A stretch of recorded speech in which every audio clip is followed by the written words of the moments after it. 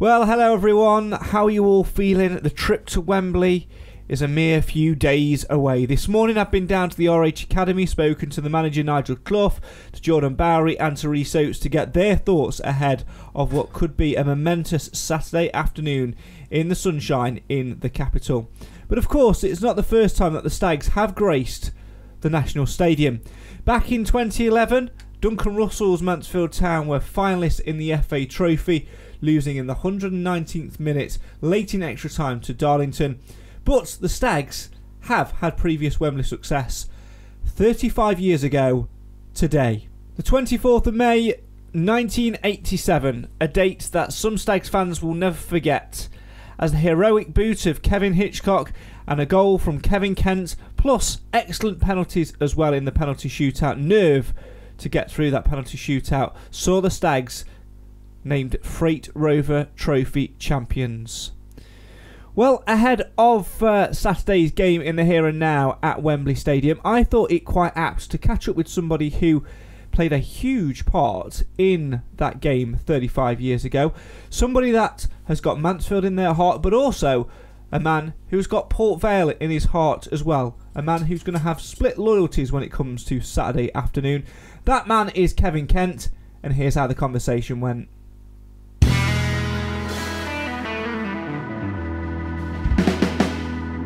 Delighted to be joined on the line now by a true Stags legend, a man who's played at Wembley Stadium in Mansfield colours and won at Wembley Stadium in Mansfield colours. It's Kevin Kent. Kevin, good to hear from you, mate. Thanks very much for joining us. First and foremost, how are you feeling ahead of Saturday? Because, of course, you've got loyalties in both camps. Yes, I spent about 5 years at both clubs, and you know I treat them as family at both ends of the country, over in the Potteries and over in Mansfield. 5 wonderful years at both clubs, where I did have the pleasure of playing at Wembley for both clubs in the Autoglass, and once for Port Vale against West Bromwich Albion in a playoff final as well to go up from into League One into the Championship. So yes, well versed, and scored obviously at Wembley. So I've had all those feelings and all the emotions, and this week has been an incredible week so far. Lots of good feeling and 2 fantastic clubs, and I'm so pleased for both sets of supporters that they've got a chance to go and support their teams back at Wembley, because it must be 30 years. It's got to be 30 plus years since Mansfield have been there, because it's 29 since Port Vale were there. Yeah, absolutely. I mean, it was 1987, wasn't it, in the Freight Rover? We were there in 2011 in the FA Trophy, but we don't talk about that because it was the worst cup final that we've ever been in. And then the last playoff final we were in was actually in Cardiff in 2004, because Wembley was being redone. So, yeah, in terms of a playoff final, it's certainly been a long time coming as well. Before we delve into talking about, Wembley in 87 and memories and things like that, first and foremost, don't tell me which end if the answer's yes, but will you be at Wembley on Saturday?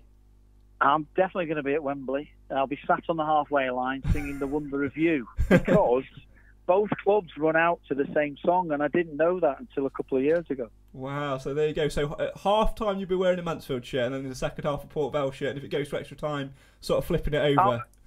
I'll be kicking every ball for both teams, and the one awful thing is, one set of supporters are going to go home happy and one set of supporters are going to go home sad, and that's the last thing I want. But in our situation, when we did lose the playoff final, on a good note, we did go up automatically the following year into the Championship. So we smashed the league up the following year because of the experience we'd had. And experience and failures sometimes are good. Sometimes you learn from that failure, and you don't want to make that feeling or have that feeling ever again. Absolutely. No, obviously, like we mentioned before, you are a player that's been there and done it for Mansfield at Wembley Stadium in 87. What are your memories of back then, and how good of an occasion it was, first and foremost? Taking away the glory and things like that, just about the occasion itself, playing on the big stage in club colours with essentially a group of people that over time become your friends. Yeah, you're spot on there. I mean, it's every player's dream to play at Wembley. Never mind win and never mind score, which I was very fortunate to do. You just want to get to Wembley and just go and sample that atmosphere. We had no idea back then. I mean, the media now with phones, etc. You're right up to date with how many tickets are sold. We had no idea until the Chad put out some notification from the club just before we were going saying, last one out of Mansfield, turn the lights off. And when we got to Wembley Way, you've got to remember that we went and stayed on the M4, which was Bristol City territory, really. They all come in on the M4. We didn't stay on the M1 side. So we circumnavigated round and came right down the top end of Wembley Way off the North Circular. And to see all the supporters in their colours was absolutely incredible, because all we'd seen was red and white going in down the M4. So it was an amazing feeling to see, wow, there's 25,000 coming from Mansfield, and it lifted everybody on the bus going in.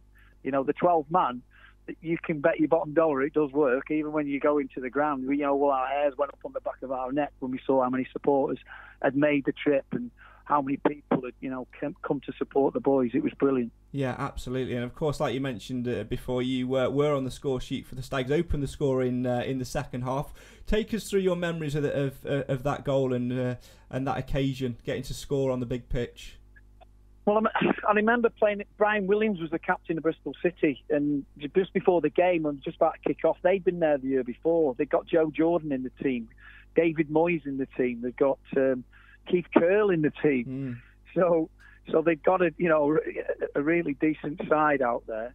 But he said to me, "Don't let today pass you by." He said, "Make a mark somewhere." That was their captain saying that to me. So little did he know I was going to score in the second half. Neither did I. Greasy came in at half time and he said, "Right, you've waved at your family, you've ponced about, you've done all. Will you start playing now and get stuck in? Let's put them under pressure. Let's get in their faces and let's see what we can do." And that's what we stepped up a gear in that second half after some choice words from Mr. Greaves. And luckily for me, Keith and Mark Kearney did all the work down the left-hand side, and the ball came across, and I got between Brian Williams and David Moyes and scored. And I went and celebrated in the corner in front of all the Mansfield fans, and to score at the Mansfield end was brilliant. And then I realised how far I got to run back, and you think it's not far, but it's a long way. Yeah. So when they equalise, that absolutely destroys you. Your energy banks are just sapped, and I can't explain what you feel like. So we restarted again. We got the subs on. Polly came on. Stringy. The players. Tony Lowry. I still speak to Tony Lowry every week. He's over in Crete at the minute, enjoying a bit of sunshine. And he's with Phil, a big Mansfield fan as well, and the flights are delayed and they can't get back. Oh, no. He's gutted. He said he can't get back, so he's going to miss the final. He was desperate to get over, but he's going to miss it now. He planned it so he could get back down to London for the Saturday, but he can't do it now. His flight's been delayed 4 or 5 hours, so he's going to be stumped. Yeah. But the players to a man. Jason Danskin, young lad we'd had from Everton, fantastic. Mark Kearney, energy in midfield. He got stuck in.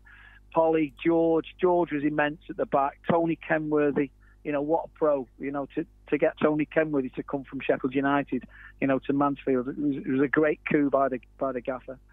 Cass up front would run all day, create problems at any level. So, you've got willing players there, and, a bit of a mixture of young players as well. It was just phenomenal to have that experience. The changing room we had at Mansfield was second to none, the best changing room I've ever been in. People like Kevin Hitchcock, absolute leader from the back. George in that central pivotal role at the back. An absolute leader brought in from Derby County.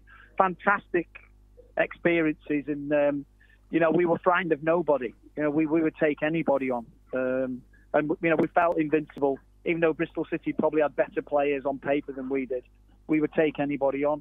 And to do it at Wembley, when they were very super confident of winning, because they'd won the year before, was just fantastic feeling. And penalty shootout, I don't think there'd been a sudden death penalty shootout at Wembley before that. It was the first time.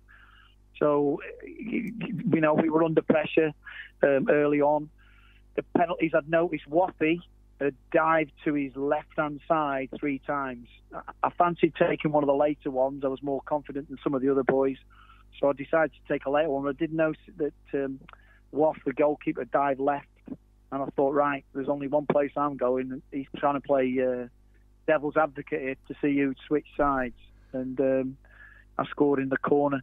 Thankfully, could take it to sudden death, and Kevin Hitchcock's big feet did the rest. His size 11s, whatever it was, size 10s, 10 and a half. Brilliant atmosphere. You know, I'm gonna reveal my age now. So I wasn't even a twinkle in my dad's eye when that happened. So I was born in '91. So I've never seen Mansfield win at Wembley, but I have watched religiously as much footage as I can of that game, and you can even feel the atmosphere and sense it. Then it seemed like such a good time and such a good occasion. It's interesting that you mentioned Greavesy there and about what he said at half time about you've waved to your families and you know you've done all that, you've got all that out of the way. How important is it when you're going into a final like that, when you know it's on the big stage, you know that the crowds, you know, got up, but we've sold 15,000, we're only on Monday at the moment, you know, it's going to rise before Saturday. How important is it for players to focus and to get that out of the way before the referee blows that whistle? It is so important. I can't tell you, because of the occasion, the build-up and all the nonsense that goes with it. I know it's nonsense, but to a footballer, you know, there's a lot of furore about the game, and it's something you just want to, you know, focus on. And this is the epitome of the season. This is probably epitome of some of their players. You know, the older ones in particular, they'll think, I might never get a chance to play at Wembley again. The younger ones, they're the ones who get the caught with the rabbits in the headlights a little bit, where I think Greaves, you know, was aiming that speech at the younger ones of the team to make sure they stay focused. The game passes you by so fast. Make your mark. This is what he said to us. Don't let this game go by. And, you know, Brian Williams said the same. It goes so fast. Make sure you make your mark. And, you know, luckily for me, at Mansfield I did. You know, the score twice in that game, the emotion, the feeling, and then the celebration at the end. Well, we were partying all weekend round Mansfield on an open-top bus and all the rest of it. We went down to Nottingham City Council Hall to go and get accolades from them afterwards as well. And they had a comedian on doing a warm-up speech, and he said the last cup that Mansfield won, Robin Hood nicked it. He said it's that long ago. Can you remember who the comedian was? Well, he must have been a Forest fan or a County fan. So, but you know, it was, you know, little Mansfield going and turning over Bristol City, one of the big boys, was just phenomenal. You know, an underdog, not expecting to win, fighting for their lives, and you know that spirit came through with the supporters as well. You know, that they sang their hearts out for us, and you know, they do play their massive part. And you're right, you know, 16,000 tickets sold in such a short space of time. You know, it's not normally so short, but it is with the playoffs. And you know, by come Saturday, I can imagine there's 25,000 from each club going easy. It's really amazing to think that actually tomorrow it will be 35 years since that day at Wembley. Thanks for making me feel old. I'm so sorry. I'm sure that the text messages and phone calls will be flying about between you and the lads, though, sort of reminiscing over. I've got a WhatsApp group, and we're buzzing, and some of the supporters, somebody took a video right behind the goal of the penalties, and I don't know how that's possible. It wouldn't be possible today, but somebody sat right behind the goals, and it got posted on a Mansfield Town group, and I've had about 4 or 5 Mansfield Town. Keith Glasby's phoned me, Sean Whitham's phoned me, and you know, he's posted that stuff, and it's, you know, it's great for us old boys. You know, it's nice to, you know, to feel, you know, that warmth from the fans. And as I say, for me, I had 5 fantastic years. I treat the Mansfield Town fans as family. I lived up there. It was a brilliant place to be, and we put a smile on people's faces, and we enjoyed our football, but we worked damn hard for it. Back in the season before, we played Wimbledon in the FA Cup. That was the year they beat Liverpool to win the final, and Laurie Sanchez has just sent me a video. We've just played in a cup final. I coach an under-90 team. My boy plays in the under-90 team. And Laurie Sanchez, of all people, sent me a video for my team to say, you know, we played for Wimbledon and beat Liverpool in the Cup. And it was so nice because we played Wimbledon the year they beat the FA Cup champion, the FA Cup champions, but then they beat Liverpool. They came to Field Mill. Field Mill was an absolute sellout. We lost 2-1 to them. And of all the games they played, the hardest game that he said they played in was away at Mansfield. Now that's some recognition from Wimbledon, who went on to play in the Premier League. You know, they were a phenomenal team at the time, and you know, all the big names that he had playing for them. You know, Dennis Wise, Vinnie Jones, Fashanu. You know, that was an unbelievable experience. We missed a penalty with about 10 minutes to go as well. We could have made it 2-2 in that game. And I scored in that one as well, which was, you know, the pitch was like a potato field at Field Mill at the time. And, you know, the boys now don't know how lucky they are to play on that beautiful pitch. Yeah, and of course you've seen the beautiful pitch quite often this season. What have you made of Nigel Clough's current Mansfield Town side from when you've been to the one call this year? Well, I came early on, so I saw them when they were struggling, and the best two players were the two fullbacks for me. The defenders were struggling to defend with four at the back, and it restricted the two fullbacks. They couldn't go on and make the damage further up the pitch. And as soon as he switched to three at the back and put a bit more protection there, that released the two fullbacks, and the season turned on its head. And Port Vale were doing something similar. They were playing 4-4-2, not really going anywhere, similar position to you know, playing well in some games, not getting the results, and then suffering the late goals, conceding late goals, which was just, you know, heartbreaking really for the fans, you know, and for me to watch my two former clubs struggle. And then finally they sorted out their defence as well. They got some players back in the team, got back to full strength and changed all their set pieces. It's going to be a key thing for Mansfield to defend against Port Vale set pieces. They like to change the set pieces around, and they like to make a big impact from them. So watch out. And Mel Benning's on the pitch as well, so he knows all about Mansfield. Certainly does. There's a lot of Mansfield connections when it comes to Port Vale. David Flitcroft, the director of football at Vale now, was the manager the last time the Stags were in the playoffs 3 seasons ago when they lost in the semis. You've got Aidan Stone, the goalkeeper as well, who we released at the end of last year. And Harry Charsley, we even sold actually in January to Port Vale. So it's almost written in the stars, isn't it? That somewhere along the line, one of those is going to impact the game.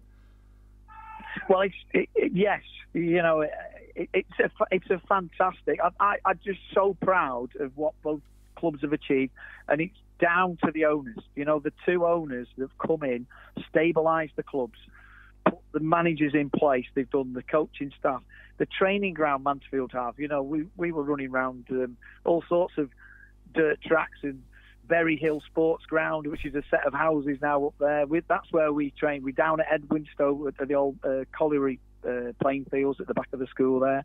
You know, we didn't have any facilities like they've got now. But obviously we must have paid for that. You know, that's must have sold the cup and cashed it in. But you know, to see the two clubs doing so well, bouncing back up, and let's hope that they both get up to into the next league, either this season or next. One of them will suffer, no doubt. But I think that the management, the coaching staff they've got, Seamus McDonough I've known for years and years and years. He was goalkeeper coach at Mansfield for a spell as well when Kevin Hitchcock was there. So it's great to see Seamus back in the action. You know, and he's a rock alongside Nigel. Nigel's very clever. He's very clever at this level. He's very clever with his tactics. He's very thoughtful. He's very thorough.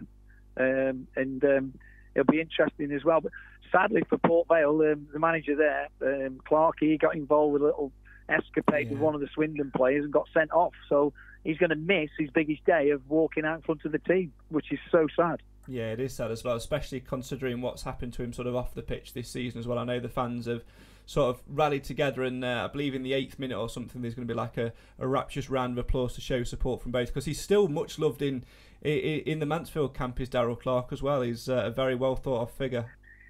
Well, he's from the area, isn't he? So he's got local connections and all the rest of it. It's just a fantastic occasion. I hope the fans really, really enjoy the atmosphere and enjoy the day. And there's no nonsense off the pitch, which is what you want, and lots of action on it. And I think that always, if there's a great game to be had and watched, you know, it raises everybody's spirits and everyone gets behind the teams. But sadly, someone's got to go on with empty-handed and do it all again the following year. Absolutely. You said earlier that you're going to be sat on the halfway line, 45 minutes supporting the Stags, 45 minutes supporting Port Vale. If you're a betting man, obviously taking away your closeness and love for, which is clear for both clubs, where would you be putting your money on Saturday's League Two playoff final?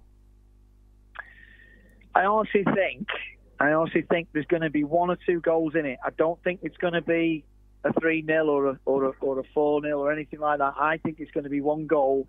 I hope it's not extra time, and I definitely hope it's not penalties, because it just drag on forever. But I do think there's nothing between these two teams.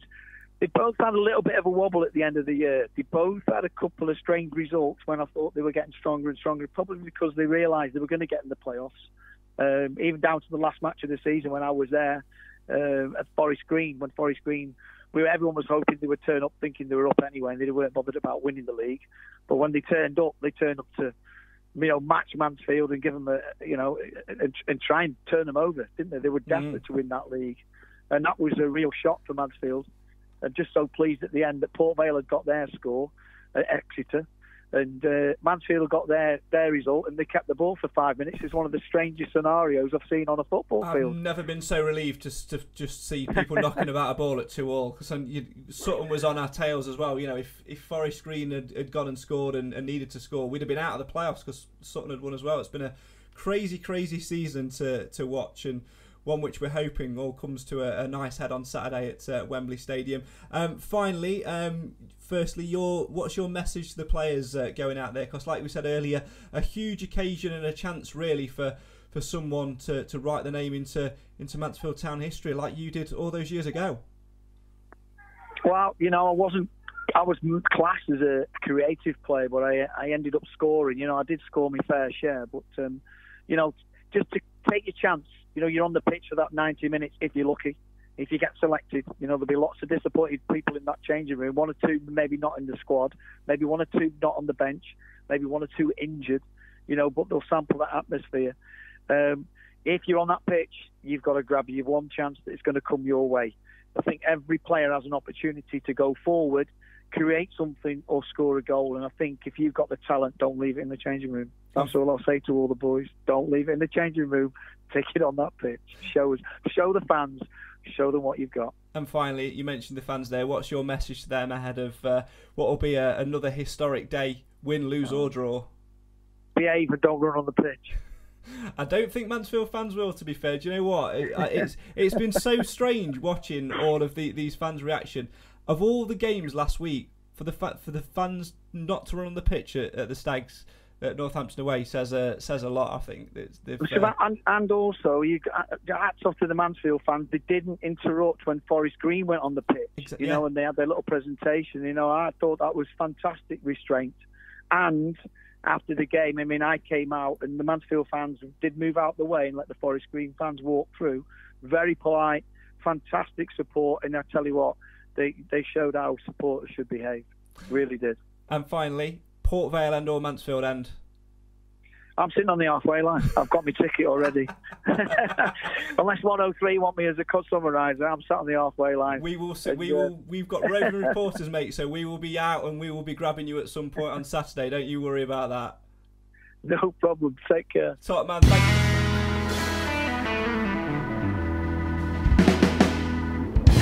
So there you have it, Stags legend Kevin Kent reflecting on 35 years ago today when the Stags last won at Wembley Stadium. He'll be sat on the halfway line on Saturday afternoon, spending 45 minutes in a Port Vale shirt, 45 minutes in a Stags shirt, and hoping for a draw. But of course, a draw won't be enough. There is no such thing as a draw in a playoff final. It will go to extra time, it will go to penalties. Who will his loyalties lay with? Whoever it is, I'm sure he wishes both clubs the very best indeed. More build-ups come throughout the week then here on Mansfield Matters. We'll have the Mansfield Matters podcast for you tomorrow night. That's Wednesday the 25th of May. We'll be live from the Garden at 6 p.m. Pretty much all of us together, fingers crossed, although a lot can change between now and then, of course, to talk about walking down Wembley Way, to get all the excitement and get all of that nervous tension out of the air, and all of the good stuff in between as well. Live on our Facebook, Twitter, YouTube channels from 6 p.m. And then, of course, the big day itself. Make sure you listen to Mansfield 103.2 right throughout the day, right from Cy Gilmore at breakfast from 7 a.m. Have great build-up for you as we move towards walking down Wembley Way. Cy Gilmore with your Wembley breakfast. Katie Trinder's then on to do more Wembley warm. Then Aaron Outram's there for your Wembley Way warm-up. I'll be live on Wembley Way with Cam Felton with me as well. And then, of course, the main event itself. Jason Harrison in the studio in Mansfield. Lee Wilson and Cam Felton alongside me for full match commentary of the Stags against Port Vale in the Sky Bet League 2 playoff final. Really looking forward to it. hopefully, like 35 years ago today, the Stags can have success on Saturday as they walk down Wembley Way, hoping to find the path to League One. Until then, look after yourselves and keep biting those nails, getting the nervous tension out and counting down to Wembley. Come on, you Stags.